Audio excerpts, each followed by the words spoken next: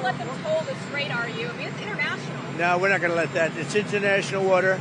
If they're doing that, nobody knows if they're doing that, but if they're doing that, we're not going to let that happen. So what is actually happening with negotiations in the Strait of Hormuz? Well, we'll give you a status update today because while we did see some uptick in traffic of oil tankers crossing the strait, it is still nowhere close to pre-war levels. We have heard some reports that the IRGC is limiting traffic to just 12 ships a day, although the Trump administration has denied those claims. And we did just get some brand new information suggesting that Iran is not actually willfully closing the strait because that's what they want to do. Rather, their own incompetence may be blocking them from reopening it, which is to say that they currently cannot find, locate, or much less remove the very naval mines that they dropped in the strait to begin with, which, if true, is hilarious. You don't even know where you put them, which means your own oil tankers could be hit by your own naval mines. What are you even doing here? It certainly does greatly undermine a lot of the pro-Iran propagandist arguments that this regime is actually really smart. They know what they're doing. They've been tactical geniuses against America thus far. I think we've seen many separate cases where that is obviously not true. These guys are rather incompetent. They don't know what they're doing. The government there is really being run by idiotic third world despots, much like much of America's rivals. But, you know, a lot of the pro-BRICS, anti-America people like to say, look how smart they are. They're winning. The American empire is losing. Where's the victory? Well, you're winning because you lost your entire conventional military because half your government got assassinated. But, oh, you put out a statement saying we're going to be defiant. Therefore, that reflects reality. I mean, these people have always been stupid. Nonetheless, I do want to react to this recent information being reported by U.S. officials because it is pretty interesting. That said, do us a favor. If you enjoy our content, make sure you hit that like button down below. Subscribe to the channel if you are new. That is the best way to support our work. It also ensures that you can stay up to date with all the latest news and coverage. And that said, breaking news, and this is according to a New York Times interview with U.S. officials. Iran, and you wonder why traffic has not really picked up, right? Iran is struggling to fully reopen the Strait of Hormuz because it cannot locate all of these sea mines it deployed and lacks the capability to remove them. Now, you could say this is coming from the New York Times, it's anonymous, is it some propaganda? Sure, that is a possibility. At the same time, the New York Times, as we know, does not willfully promote information that makes Iran look bad. So if I were to guess, this is actually a controlled leak by the Trump administration where officials purposely want information fed out to the media. Now, is that true, right? Is that the Trump administration spreading its own propaganda? Again, you could certainly say that's a possibility. However, it wouldn't surprise me whatsoever, right? It does seem to reflect the general military incompetence of this regime. That's 100% something they would do. Oh, let's drop a mine to threaten oil shipping, but then we might blow ourselves up because we can't even know where it is. You know, we actually literally saw them through the course of this conflict shoot missiles at themselves because they're not very good at this, okay? Again, despite all this propaganda that, oh, you know, they're super big and bad and America couldn't defeat them, whatever. Okay, that's just not true. I don't know what to tell you. I mean, and by the way, bear in mind, a lot of their top commanders already were taken out within the first days of this war. So you're not exactly dealing with the best and brightest here. And it certainly is interesting news to say the least. Now, again, this is the current picture. So we are seeing some oil tankers cross the strait today. Interesting to note, but you know, if now nobody knows where the naval mines then that's certainly a little bit concerning. That said, at the same time, there is also this second question, right? That is the current traffic as of today. There's the second question of whether or not Iran will, in the end, whatever the negotiated settlement will be, start charging tolls in the Strait of Hormuz. Who's going to be controlling it? This is very much up in the air, I guess you could say. And here is what Donald Trump is now stating about it. We have some new developments from this as well. Apparently, he's come out now and said he will not be allowing Iran to charge tolls or exact control over the Strait of Hormuz, which they currently claim to be doing. But as you may be able to tell by their behavior, are they actually in charge of it? Or are they just threatening people, and because of the political and financial risk, people are just not daring to test them? Because I think, again, this is a question we need to ask ourselves. So Trump says, the Wall Street Journal, one of the worst and most inaccurate editorial boards in the world, stated that I declared premature victory in Iran. Actually, it is a victory, and there's nothing premature about it. Because of me, Iran will never have a nuclear weapon, and very quickly, you'll see oil start flowing with or without the help of Iran.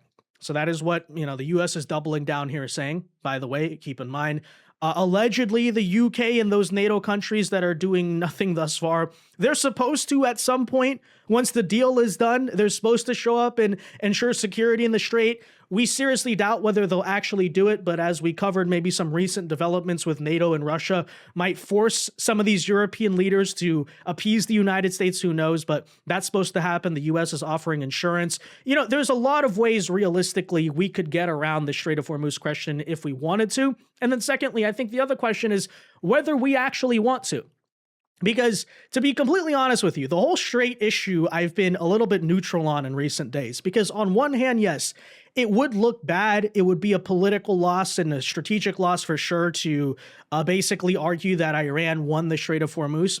On the other hand, given the delinquence of our NATO allies and many of the countries who need the Strait opened, you could also see in a case, and by the way, countries like France are just running to make backdoor deals with Iran in the Strait of Hormuz anyway. You could almost make the case that this is not America's problem. But that said, I've been unsure what Trump is going to pursue thus far, right? Which angle he's going to take. It sounds like he's taking the angle of America's once again saying, okay, fine, we'll deal with everybody else's problems. We're going to reopen the Strait, which I'm not attacking him for, right? I think that's kind of the most common sense, smartest thing to pursue. Yeah, you don't want to make it look like you lost by giving the Strait back. But again, I'm just going to say the countries we are doing this on behalf of better be very thankful, okay? Because all that America doesn't get a lot of oil from the Strait. We've well established that. All that it does is basically lowers oil prices in America because it lowers supply and demand across the world. That's all there is to it, right? So all we need is for the Strait to be open. It doesn't really matter the terms. It doesn't matter by which that's happening. We just need oil to flow so that way the supply and demand pressure reduces in America. That's it. That's literally it. So something to consider. But anyways, again, Trump declaring Iran's not going to control the Strait, which is good news. Oil will start flowing, and it makes no difference either way. The Wall Street Journal will, as usual, live to eat their words. They're always quick to criticize, but never admit when they're wrong, which is most of the time, according to President Trump. So that's what he's clearly coming out and saying. All these allegations, all these reports about Iran totally controlling the Strait will not be true and are not part of the peace negotiations. America's taking a clear stance. Take a listen. Militarily defeated, and now we're going to open up the Gulf with or without them. But that'll be open. We're going to be, or the Strait as they call it. And I think it's going to go pretty quickly. And if it doesn't, we'll be able to finish it off. One way or the other, it's going well. The Navy's gone. The Air Force is gone. All anti-aircraft is gone. The leaders are gone. The whole place is gone. So we'll see how it turns out. So it's JD and Steve and Jared. They have a good team, and they meet tomorrow. We'll see how it all works out. You're not going to let them toll the Strait, are you? I mean, it's international. No, we're not going to let that. It's international water. If they're doing that, nobody knows if they're doing that. But if they're doing that, we're not going to let that happen. What would a good deal look like for you? No nuclear weapon, number one. I think it's already been regime change, but we never had that as a criteria. No nuclear weapon. That's 99% of it. Strait of Hormuz as well? Yeah, but that'll open up automatically. The answer is yes, but the Strait will open up. If we just left, the Strait's going to, otherwise they make no money. So the Strait's going to open, but what we have is no nuclear weapon, but we'll open the Strait anyway. Don't forget, we don't use the Strait. Other countries use the Strait. So we do have other countries coming up, and they'll help out, but we don't use it. It won't be easy. It won't be. I would say this: we will have that open fairly soon. What's your backup plan? Excuse? What's your backup plan if there's no field opens? You don't need a backup plan. We have the military is defeated. Their military is gone. They have, we've degraded just about everything. They have very few missiles. They have very little manufacturing capability. We've hit them hard. Our military is amazing, the job they've done. Sorry, sir, is this a one-and-done talk, or are you open to more talks after this, depending on I don't know. I can't tell you. I have to see what happens tomorrow. They've been talking for 47 years with other presidents, and we're not doing much talking. Thank you very much. Thank you. Yeah, so there's been a little bit of ambiguity thus far, but you just heard loud and clear from Trump's own mouth. America's not going to allow Iran to control the Strait. We're not going to allow them to charge tolls or any of this other nonsense. which of course maybe does beg the question, then what's our response going to be at the negotiations if Iran doubles down and says, no, we want to control the strait? Well, I'd point out, by the way, the military is still very much deployed in the Middle East and ready to strike Iran at any moment. We've not moved any assets back despite this ceasefire, so definitely the credible threat is there. That'll be something to keep an eye on, but certainly we're hoping that the negotiations go well, right? Because you don't want this to become a forever war. You certainly want to reduce the energy pressure on Americans going into the midterms and, follow through on the promise. This is a temporary endeavor, not a permanent Bush-style war for regime change, and certainly fulfilling all that promise is very important, which is exactly why right now JD Vance is headed to Pakistan for these very peace talks, and we'll see how it goes. But he is saying here, and I quote, I think it's going to be positive if the Iranians are willing to negotiate in good faith. We're willing to extend the open hand. However, hoping here that finally the Iranian negotiators will be completely serious and not filibustering as they historically have done quite a bit. Take a listen. Pakistan, in-person peace talks, and this is what the table is going to look like for what could be J.D. Vance's biggest assignment yet as vice president. He will be there. Steve Witkoff, the special envoy, will be there. Jared Kushner, another special envoy, will be there on the U.S. side. On the Iran side, you've got the parliament speaker who has been talking to President Trump, Mohammed Bagher Ghalibaf, and then Abbas Araghchi, the foreign minister. Officials here are not negotiating in public about which points have to stay, which points have to go to end this military campaign in the Middle East, but it is very notable. Both here at the White House and at the Pentagon, officials are starting to refer to epic fury in the past tense, something that happened, something that was very effective. Morning. Thanks for coming. Look, we're looking forward to the negotiation. I think it's going to be positive. We'll, of course, see, as the President of the United States said, if the Iranians are willing to negotiate in good faith, we're certainly willing to extend the open hand. If they're going to try to play us, then they're going to find that the negotiating team is not that receptive. So we're going to try to have a positive negotiation. The president has gave us some pretty clear guidelines, and we're going to see. So I hope you guys have a safe flight. We'll certainly take some questions later on. But for now, let's get on the plane and hit the road. Thank you all. So yeah, we'll see what happens. And as they noted, this is arguably the biggest project of JD Vance's entire vice presidency. It's going to be a major test for him and his leadership ability if he can get this done, especially going into a potential 2028 election.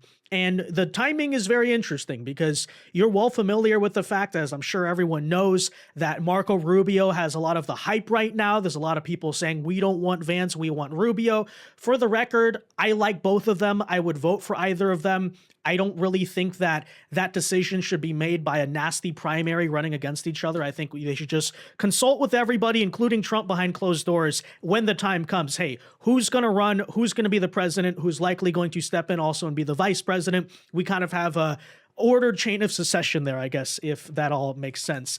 And, for the record, I would say as it pertains to Vance, I probably agree with him more ideologically on certain issues than I do Rubio. At the same time, I would say Rubio definitely beats Vance when it comes to things like electability for one, but also leadership qualities and competence, right? In terms of being this very polished, almost perfect statesman. However, if Vance can get this done, then that would prove he can hold his own in that regard as well, right? Because sure, Marco Rubio may be the perfect diplomat. He may be almost like tailor-made for politics. Maybe Vance is a little bit less polished around the edges. If he can get this done, I think that's big respect to Vance, right? And, there's been quite a few people out there who have tried to argue, oh, well, we don't want Vance because he's too soft on Iran, right? He didn't want this war to happen, and we don't trust him on the global stage. Well, again, I say, if you can get a deal done here that's very good for the United States, then I would say there's an argument to be made you could trust him on the global stage. And by the way, as it pertains to that, what a lot of these people are referring to right now is the idea that Vance didn't want Trump to go through with Operation Epic Fury, which is true. And by the way, to be completely honest with you, I don't really blame a person for being skeptical about that. I mean, we are MAGA after all. We are skeptical of foreign interventions. If I were to be completely honest, the day before it happened, I was sort of hoping Trump wouldn't do it, but it was also sort of a trust the leader moment where I said, okay, if we're going to do it, then we're going to do it, right? And it's reported behind the scenes that Vance had said the same thing. Basically, he said he didn't think Trump should attack Iran, but this is the part a lot of those people miss. He also told Trump, if the reports are to be believed, that if you're going to attack Iran, you should go all the way. No half measures, right? Total war, not one strike and then keep trying to negotiate. No, like totally go after them and decapitate them, which ultimately is what happened there. So, again, we can have those debates. It's not really relevant because I repeat, I don't think they're going to run against each other. And, I see the angle that maybe you think because Vance behind the scenes didn't want this conflict to happen, maybe that's a knock against him. At the same time, again, just because basically watching what we did in Venezuela gave me confidence in terms of the state of our military, and maybe it was the right time to make this decision as it pertains to Epic Fury, doesn't mean me at the same time am this total interventionist who wants a president who's going to be going to war all the time. And so again, the fact that he maybe disagreed behind the scenes, but also stayed loyal, right? He didn't pull a Joe Kent. He never counter-signaled his boss publicly. He went along with the mission. Now, basically, he's also the one trying to help broker the ceasefire, broker the peace, and get this resolved, get this done. I have nothing against J.D. Vance, okay? I still like J.D. Vance for the record. But again, whether he's successful in this will be a big moment of, in the eyes of the base, not in the eyes of me, in the eyes of voters, right? Is he the guy for the presidency or is it Rubio? So, that'll be very interesting. Rubio has gotten a ton of successes done on the foreign stage. This is Vance's moment to prove he can also do the same thing. So we'll see what happens, and we're rooting for him to do so, right? Because I want J.D. Vance to succeed. I also want Marco Rubio to succeed.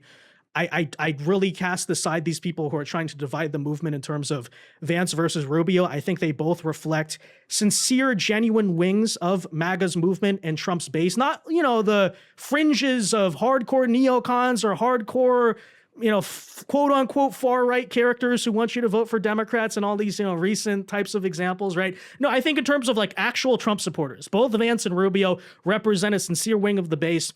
Going into 2028, it's going to be important to unite both of these, right?